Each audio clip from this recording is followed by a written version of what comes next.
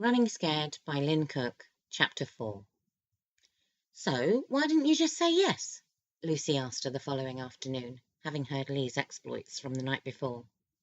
Lucy! Lee looked shocked. You can't be serious. Why can't I? He wouldn't have mentioned dinner if he still didn't want to take you, so you should have said yes. Lucy, he's the managing director. So what? He's still a man. The fact that he owns the company and isn't a deadbeat is surely just a bonus. You said yourself you thought he was good looking and was easy to talk to. I don't see the big deal. Well, trust me, it is a very big deal, Lee insisted. Lee got up and refilled both of their coffee cups. Her friend Lucy always came around on a Saturday afternoon while Jason played golf. It gave them a couple of hours to catch up on the week's events. Anyway, Lee continued, he was probably only being polite because he certainly didn't push it. I'm sure the last thing in the world he would want would be for one of his little office girls to get the wrong impression. Or worse, a look of horror came over her face. He tries it on with all of them. Do you think that's likely? Lucy looked dubious. Lee thought about it for a moment and then relaxed. No, I don't, to be honest. Besides, if there was any gossip to be had about him like that, Julie would have heard about it and told me, while listing the rest of what she considers to be his faults. That's a good point, Lucy agreed. Talking of the sex goddess, has she got anywhere with the accountant yet? If you mean Paul, I don't actually know. She planned her night with military precision, and things seemed to be going well for her at first, but by the time I left she was with someone completely different. Lucy smiled. Very resilient girl, but from what I've seen of her, I wouldn't mind betting that she lands him in the end. Lee smiled. I hope she does. Why? Lucy sounded interested. She may come across as blunt and crass, but deep down she seems quite sensitive, and she's absolutely crazy about him. I think if they gave it a shot, they might get on very well together, and it would be nice for her to have someone in her life. But the same does not apply to you, I suppose, Lucy pushed.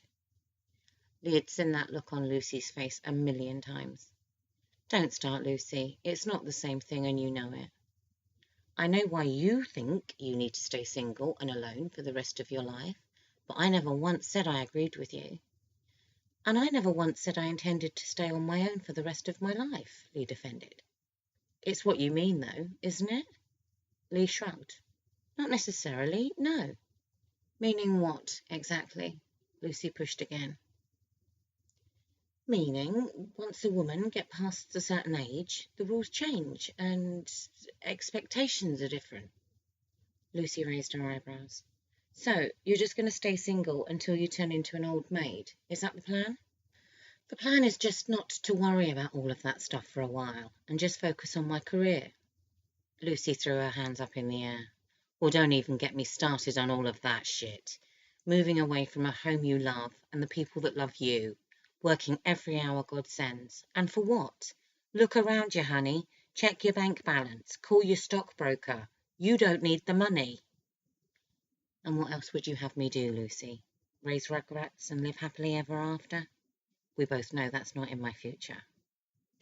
You can have the second part without the first.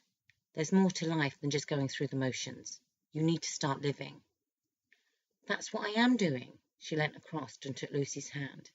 Don't worry about me, darling. I'm okay. Lucy looked her in the eye. Are you? Are you truly happy? Lee looked down at the table for a second, then back up at Lucy.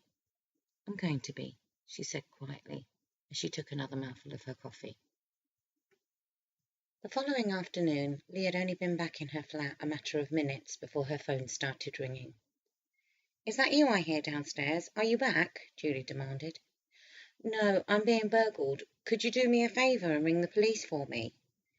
Ha ha, very funny. Can I come down? Of course, I'll put the kettle on. Surprisingly, Lee actually managed to finish making the coffee before Julie came in. So, you haven't asked me how I got on with Paul on Friday? Lee smiled. Well, give me a chance, woman. Am I to understand that your mission was a success? Julie smiled and nodded. So give me all the gory details. I know you're dying to.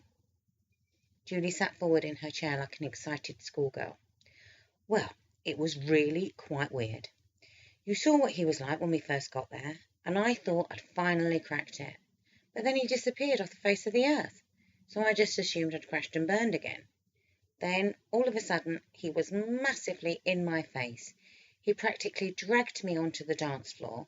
His hands were all over me, whispering sweet nothings in my ear. And then before I know it, we were back at my place. Then, well, I don't suppose you need me to tell you the next bit. Lee smiled. No, I don't suppose I do. So what now? Are the two of you madly in love or madly in lust or what? That would be a no on both counts. Lee drew her brows together. Why not? Julie cringed. Well, to be honest, it wasn't great. In what way?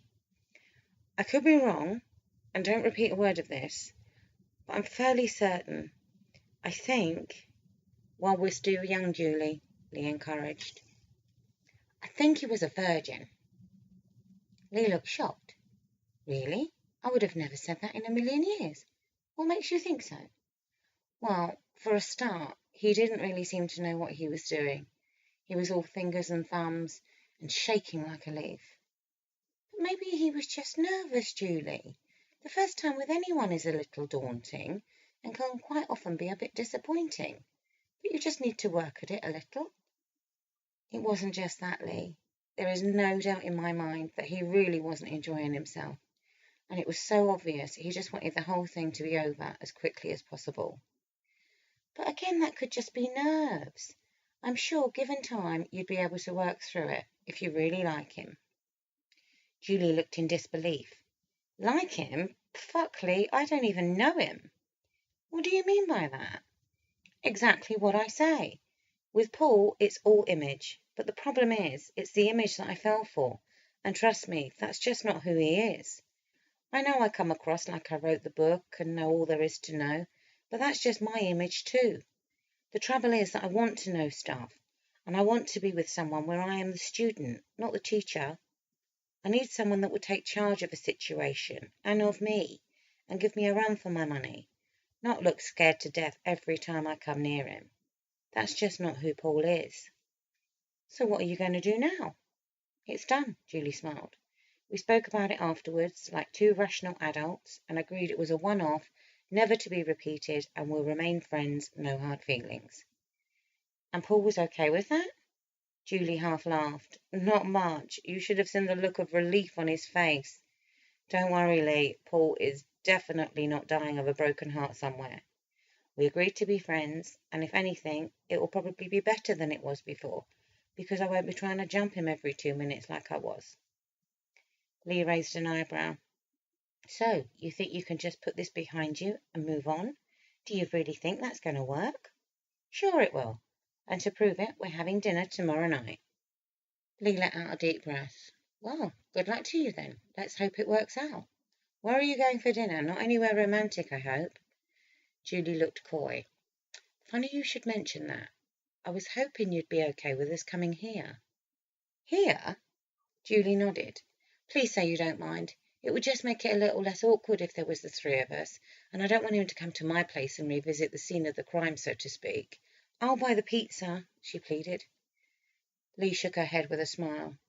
I won't accept anything less than double pepperoni with hot dog crust. Deal. Julie sat back with a smile.